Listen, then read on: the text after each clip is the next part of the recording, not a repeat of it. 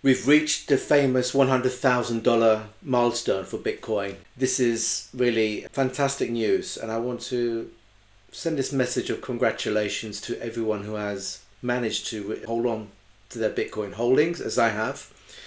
I'm a Bitcoin coiner, so I'm completely ecstatic on what we've achieved.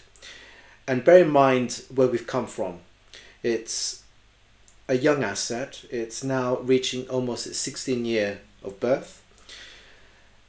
There's been a lot of, let's say, challenges along the way. As with any new asset that comes in, there's a lot of skepticism of when something new comes into the mainstream, as is happening with Bitcoin.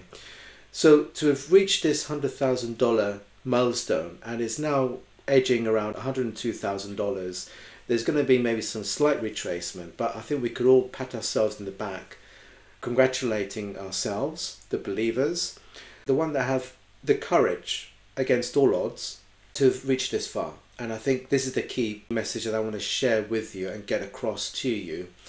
And we earned the right to celebrate today. We need to show a sign of empathy for the others who haven't really joined us.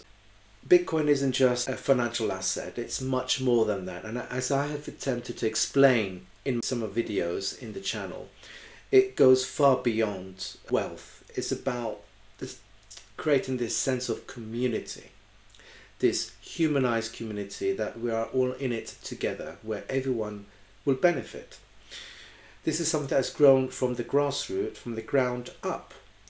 Usually the equities out there, the stocks, and even some commodities, historically they've always been driven top down from the elite, the one that want to grab it and discouraging everyone else to even have a hold of it. This is completely different. This has been from the ground up, where it's truly egalitarian, where everyone can have an equal right to attain a proportionate amount of the Bitcoin holdings for their own. So I think, you know, this is much more than just being a financial asset. It really is the only asset known to man, right, that returns the power of wealth to the individual, to the normal woman and man on the street.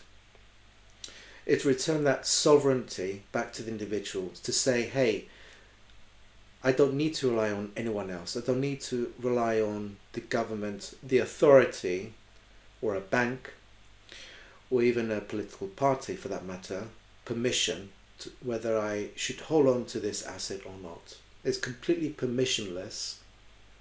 That's why I mean that the power is brought back to the individual. Amen. Now, it's fair to say that it's becoming increasingly difficult to even acquire a single Bitcoin. This is the reality. For those that have done the homework, for those that have gone out of their comfort zone and did some basic research on the asset, and as a subsequence of that, they bought into Bitcoin, whether it's part of Bitcoin or even a whole coin, congratulations, because you managed to buy something at a discount. It's now becoming less of a discount as time moves on. We've reached and just gone past the $100,000 Bitcoin milestone, which always has been a psychological barrier to cross over. We've done that, and now everyone else is going to be scrounging and even getting Satoshis now. And keep on spreading news and let others make that discovery as we have when we first knew about the asset. I've learned the asset back in 2021. I did some research on my own. I've read the book, the Bitcoin Standard book from Safety and Amos. If you haven't done so, particularly those that are new to the asset, I would encourage you to buy the book and do the reading, because it goes through in a succinct fashion the history of money to begin with, which is a beautiful way to introduce the topic of Bitcoin. Do your research. It's not too late to even grab portions of a Bitcoin now. And I think that's the message. We have that duty to at least open up and just explain it to our friends and family and colleagues at work, that they ought to do some discovery and research. That's all. And if lucky enough, if they reach the same conclusion as we have, then you've done your job. We've finally reached that $100,000 barrier. It's now edging forwards to 102. Let's not be scared that there's going to be some slight retracement, but we're fairly confident that the upward trend is here to stay, and it will continue to be more pronounced into the future as there is more growing adoption into Bitcoin from the likes of the Bitcoin spot ETFs, increasing rates of nation state adoption of Bitcoin, even corporations, and thanks to the great advocacy of Michael Saylor and MicroStrategy, who have paving the way. He just gave a famous 3-minute speech to the Microsoft board of directors as to why they should consider adding Bitcoin into their corporate reserve. It's available on YouTube, just look for it. You can easily find it. It's only 3 minutes, and I think that's a beautiful how simple he articulates himself to explain the value of Bitcoin to someone who is not well versed or even understands what it is. I encourage you to view it, particularly those that are now intrigued more than ever before because of the fact that we've reached this $100,000 milestone.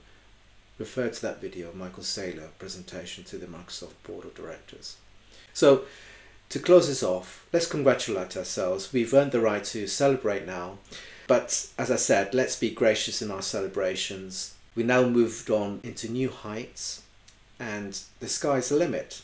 Let's continue to hold on to our Bitcoin holdings, and where we can, whether it's through dollar cost average, euro cost average, pound cost average, or even yen cost average, let's continue to make those small allocations, additions into our Bitcoin holdings, and be courageous. Let's not be distracted by the noise. It's not a speculative asset. It's not an asset I would recommend personally to trade in a speculative fashion. No, this is, for me, this is a long-term store of wealth asset, not even an immediate exchange. I use stablecoins predominantly for that. If I want to send cross-border payments to someone else in Tokyo or in any other country. No, for me, Bitcoin has always been very clear in my mind. It's a store of wealth asset where I'm in it for the long term. And the main goal that I have set upon myself is to create that intergenerational wealth. And for me, that the only asset that can help me achieve that goal is Bitcoin. And where possible, spread the message. Because by spreading the message, because like I said at the outset of this episode, Bitcoin is now moving well beyond just being a mere financial asset. It's growing to become that global monetary asset. But at the same time, for me, what is most important, it's a sense of community, human community, where we are amassing individuals into a bigger community every single day. So if you enjoyed today's episode, please don't forget to hit the like button, subscribe, and share the video. And I'll see you next time.